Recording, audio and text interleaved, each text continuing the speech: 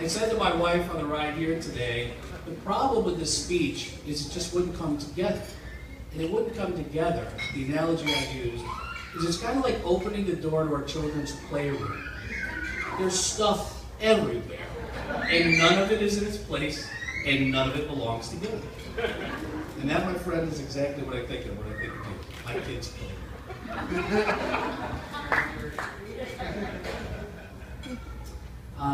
I grew up in Saratoga Springs, New York. Andrew grew up in Queensbury, New York. So as somebody from Saratoga Springs, when we needed things like duct tape, we'd go over to Queensbury.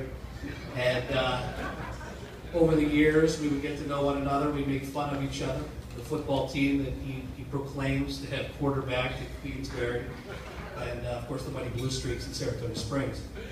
But I think the point that I would make is just like that playroom I'm talking about, Andrew, Dick, Andy, however you know him, he's a bit of a mess and he's all over.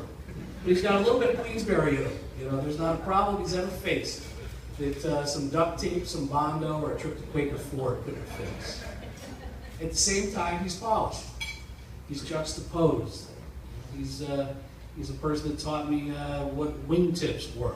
And dissatisfied with my public high school education, he immediately put me on a reading list, which was at one time absurd and insulting, but also I thank you now for it if it's a little too late.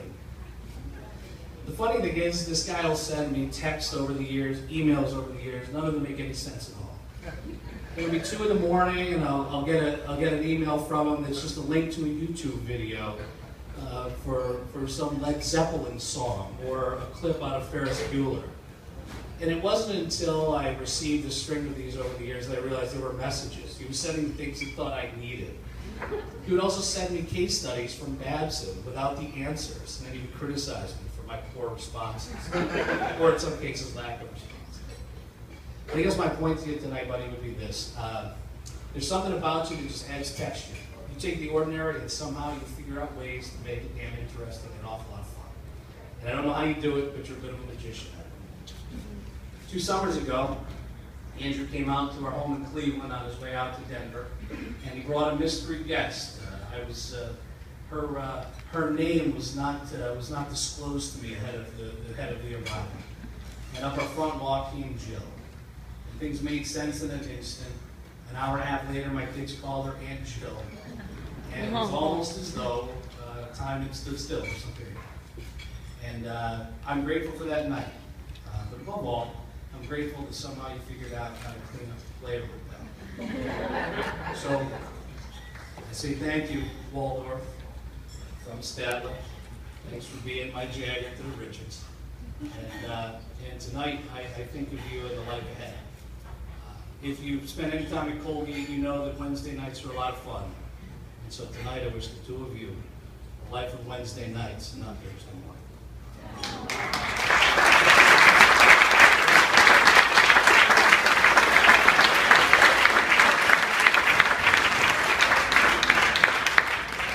If you'd be so kind, please raise your hand.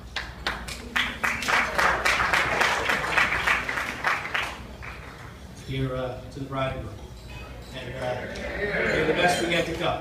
You're here.